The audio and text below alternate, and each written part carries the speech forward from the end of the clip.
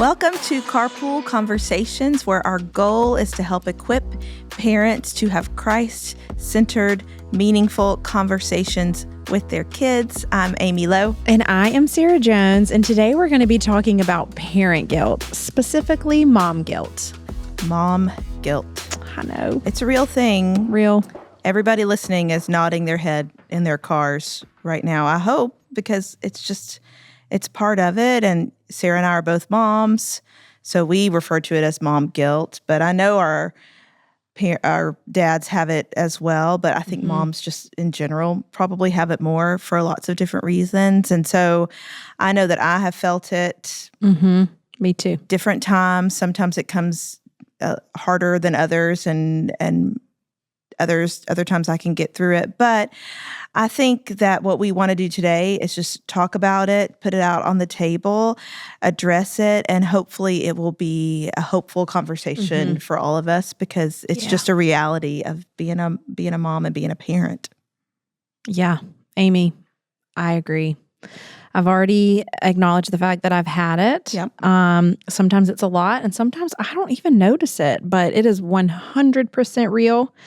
And I actually love that we're addressing it today, because I think vulnerability breeds vulnerability. And if I can just say, hey, I've had mom guilt on and off, and here are some ways that I have dealt with it and overcome it.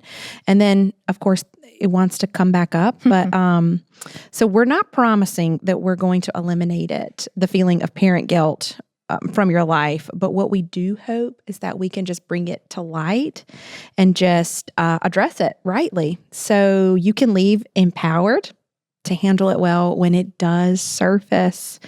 But to begin, Amy, I would love to share some of my own story of mom guilt with you, if that's okay. What it's looked like for me, and then you'll do the same. Yeah. So for me, I actually find myself awake at night in the dark of my room, kind of reliving some situations from the day in my choices that I have made, that they come up, and it's like, gosh, did I handle that right? Did I say the right thing? Did I do the right thing?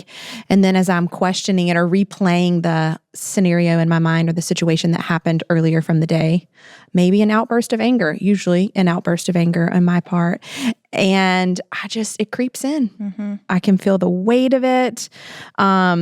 I have to pray through it. I have to sing a worship song in my head, lots of different ways. But yeah, I think it's just processing at the end of the day something that happened. And was I a good mom today? I think I asked myself that a lot. Was I a good mom? Did I do the right thing? And honestly, it can kind of feel lonely. I know both mom and dad feel parent guilt, but we just feel it in very different ways. So it can sometimes feel lonely and a little isolating, because the ways he feels guilt are a little bit different than the way I feel guilt. Yeah. So. Yeah, I've definitely experienced that. And Sara, it started early on. It probably did for you too. But when I first had my daughter, so many parents, the first thing they have to deal with is, am I going to be a working parent, or am I going to be a stay-at-home parent? And I'm here to tell you that both of them can cause parent guilt. And I had a wonderful gal that was my leader for a long time when I worked at my previous job. Her name is Faith, and she told me a story of her starting out when she was a young mom and how she was a stay-at-home mom. And she talked about the parent guilt that she felt as a stay-at-home mom. And then she went to work, and she talked about the parent guilt that she felt as a working mom. And she said, Amy, you're going to feel it either way.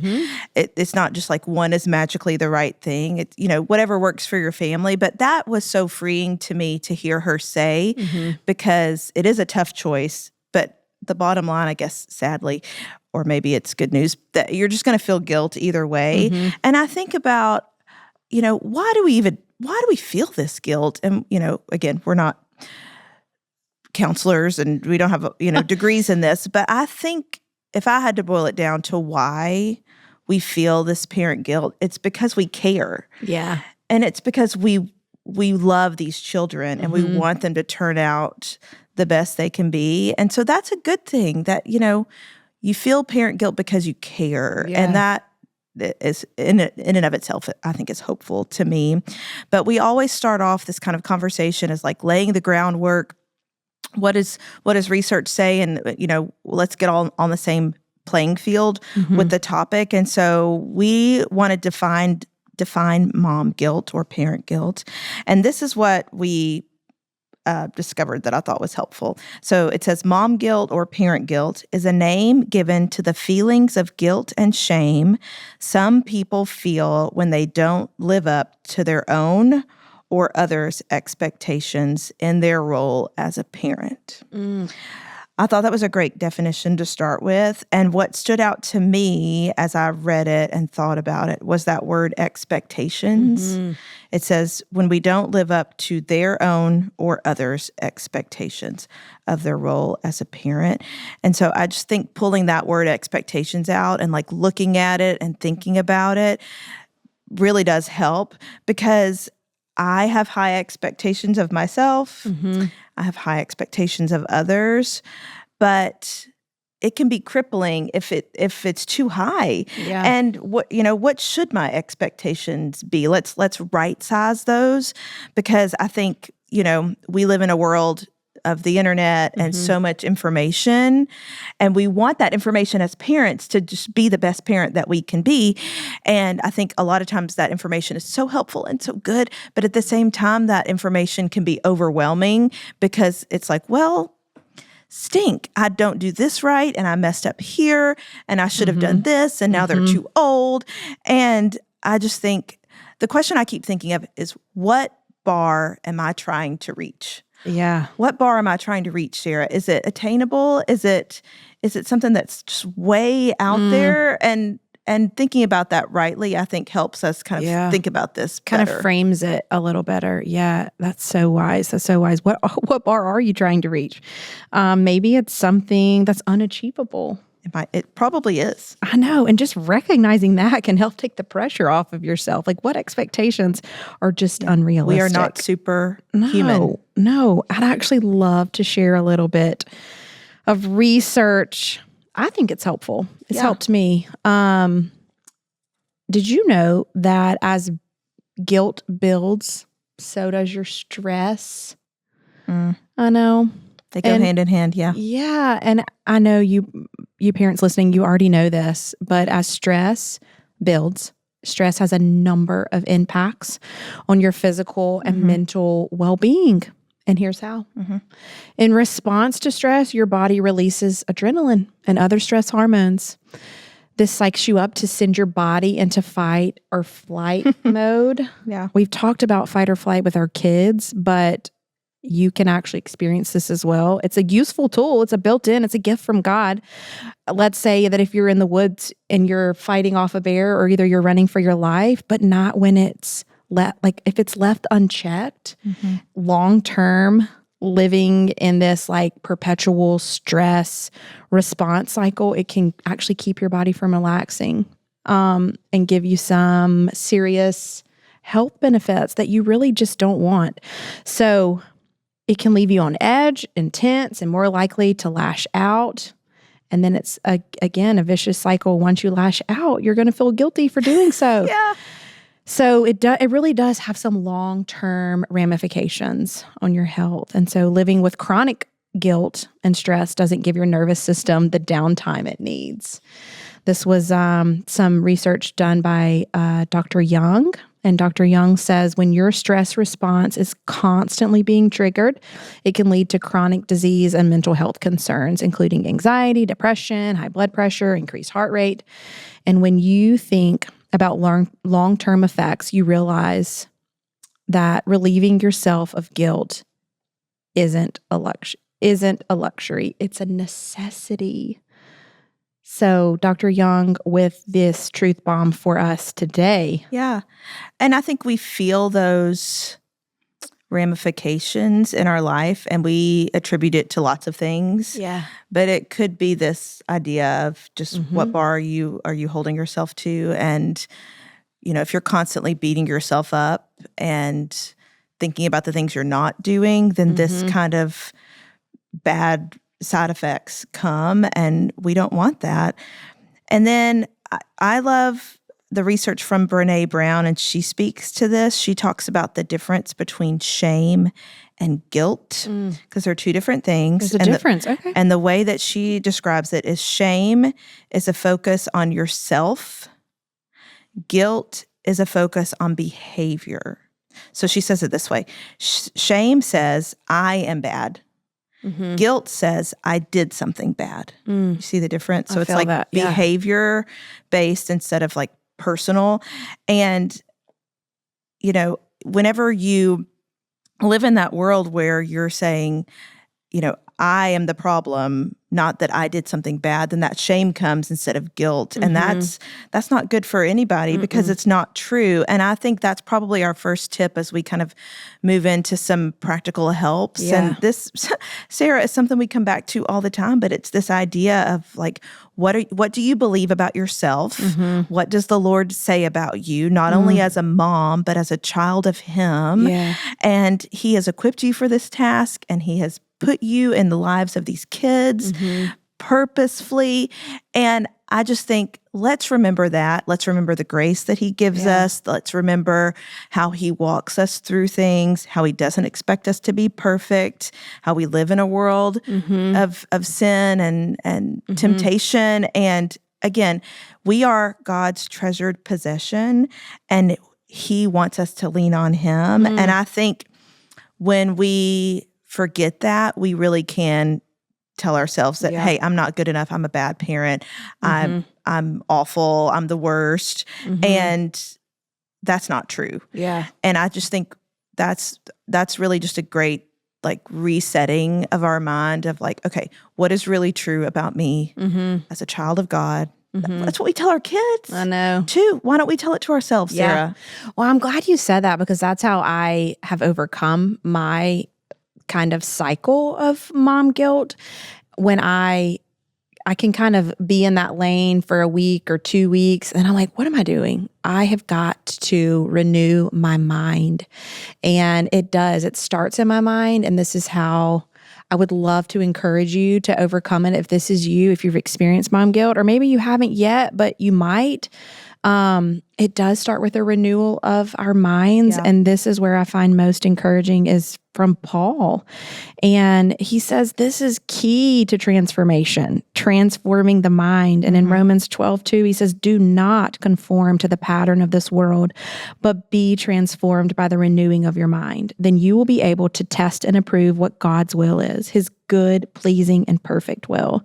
And then again, in Ephesians 4:23, he says, be renewed in the spirit of your minds. So this thought of like correct alignment with what is true and what is a lie. And I am here to tell you 2 resources.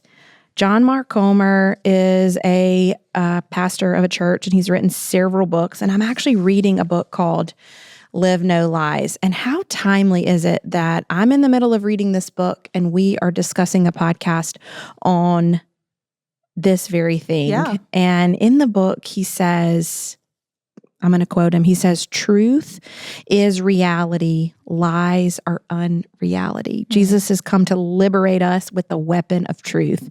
We all live by what psychologists call mental maps of reality. Did you know about mental maps? No. Okay, you got to read the book. But he says that psychologists call mental maps of reality reference points in our minds by which we navigate the world. Neurobiologists talk about how the human mind is wired for story. Sociologists talk about worldview. Followers of Jesus often talk about their faith. Different terminology, same idea. End quote.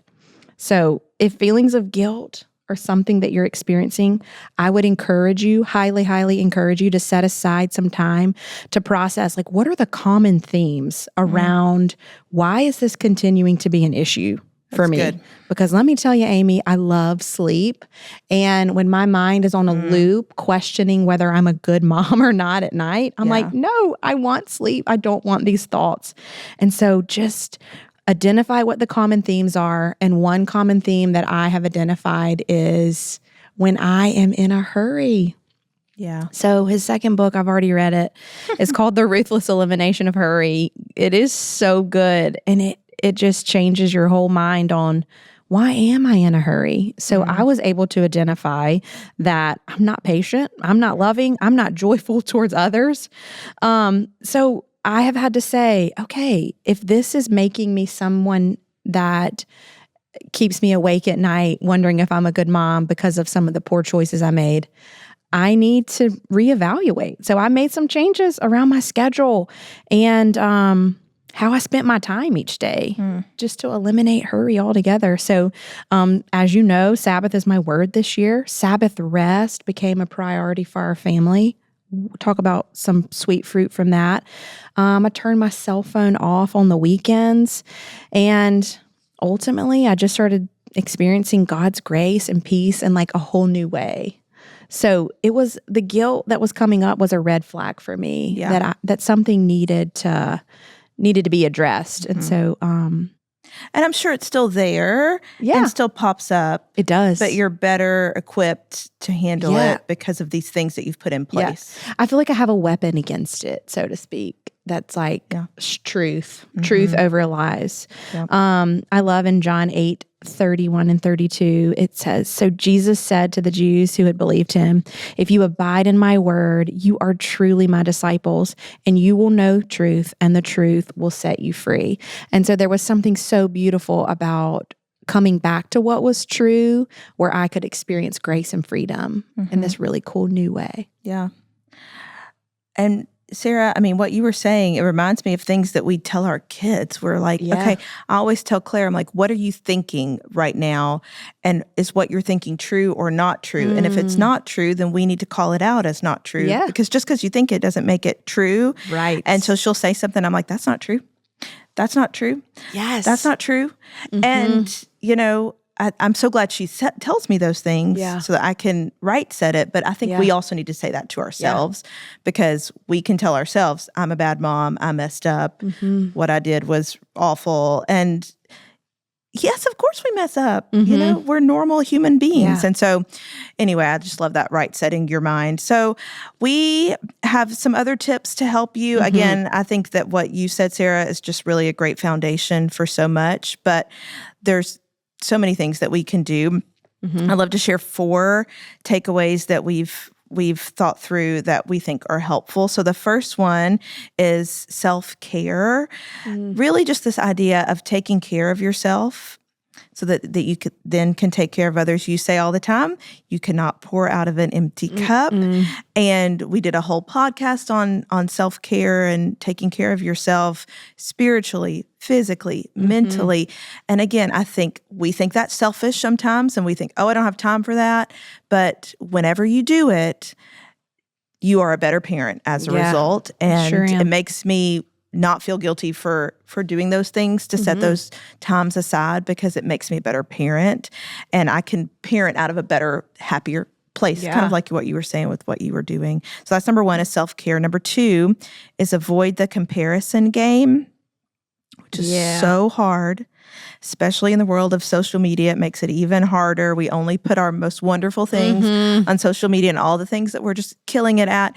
And that makes it harder. But I even learned a number of years ago from Matt Chandler that for women, comparison and perfectionism are really the 2 landmines for women that we get caught up in. And don't you think that's true? Comparison and perfectionism, which is no wonder we have mom guilt, because we're comparing ourselves to each other and we have this ridiculously high bar. Well, honestly, that makes sense of why I feel it so different from my husband, like in different areas. Yes. Guys have different landmines. For women, it's those 2.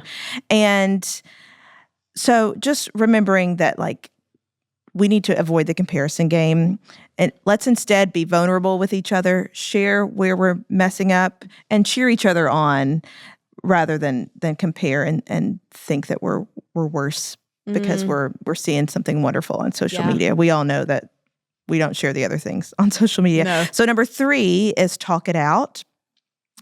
You've got that friend, you've got that family member.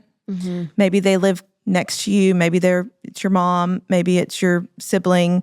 Maybe it's an old college roommate that lives out of town that you can just talk with and just say, hey, I'm feeling this. This is what's coming up for me. Mm-hmm. And you know what? They're probably going to say, me too. Me too. Yeah. And so talking it out, finding somebody you can talk it out with, don't bottle it up and keep it inside. That's not healthy. That's not going to turn out well.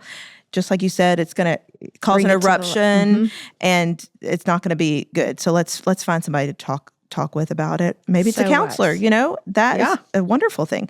And then number 4 is in that same vein, asking for help and sharing responsibilities, either with a spouse or with a network of family and friends. I think so often I just think, I'll do that. And you take it on, and you take it on, and you take it on.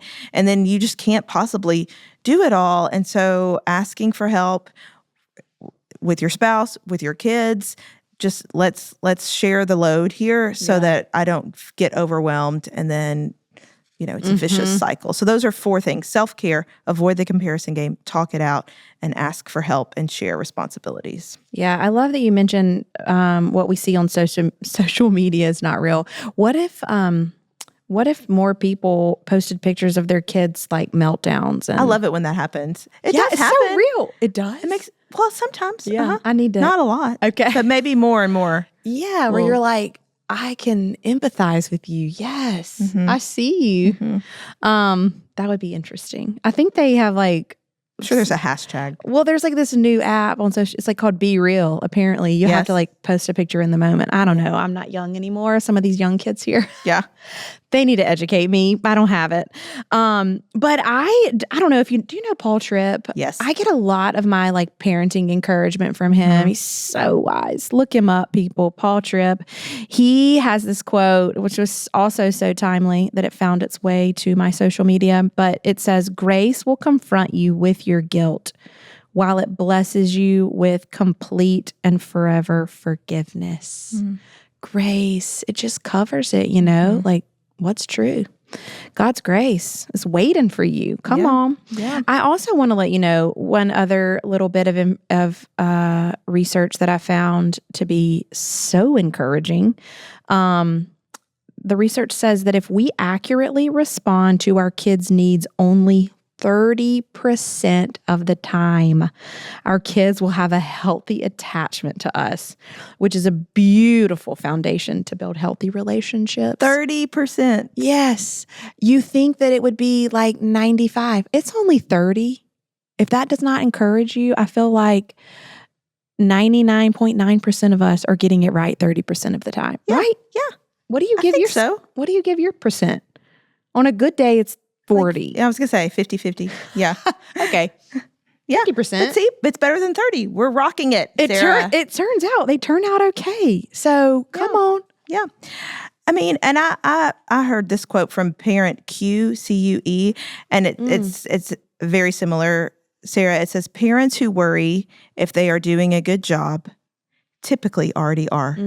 Parents who worry if they are doing a good job typically already are. Yeah. And that's you and that's me. And that's where, we come full circle to the beginning. Like the reason why we have mom guilt is because we care. Yeah. And we're doing good. We only have to do 30%. You got this, I think our bar is way too high. And I think also this time with your kids goes really fast. It does. We've only been doing this podcast for a little bit and our kids have grown in the midst of it. And so just my leaving encouragement, departing wisdom for y'all is just enjoy this time with your kids. Give yourself grace. You are doing better than you think you are. You're listening to this podcast. You care about your kids. And let's just remember what the Lord has told us, who we are in Him, and let's live out of that instead of comparing and trying to reach this bar that is just way too high. Yeah. Stop believing the lie. Yep. Well, here's an encouraging question to end our time, Sarah, that you can ask your kids. I can't wait to hear what they say. This will be a fun one. So here's the question. What am I doing well as a parent that you want me to keep doing? That's a good question. I asked it. You did? Yeah. What'd they say? More hugs. More hugs. Their love language is touch. So Hugs You are said, free. let's snuggle on the couch. I did. Let's do it. Yep. What am I doing well as a parent that you want me to keep doing? Ask that of your kids. Get some encouragement from them. Hopefully, they're going to be telling you the things that you're doing right so that you can continue to just live that out and keep doing a rockin' good job like you already are doing. And thank y'all for listening. We will see you next time.